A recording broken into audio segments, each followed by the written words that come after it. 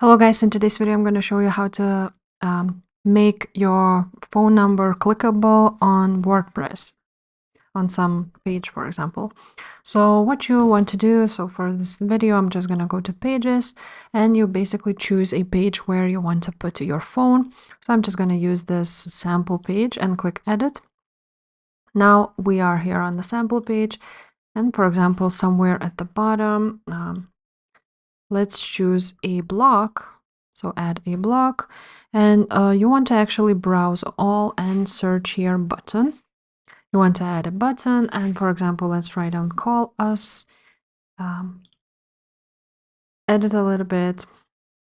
Now, when you have created a button, you want to add a link to it right here, and you want to search for TEL.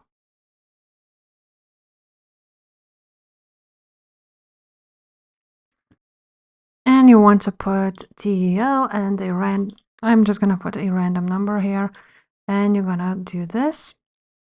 Now, as you can see, now person can call and on this number, and you after that click update and basically go and see on the site how it looks like. Now it should be a clickable link, and yeah, that's basically it, guys. If this video was helpful, please leave a like, subscribe to this channel, and I will see you next time. Bye.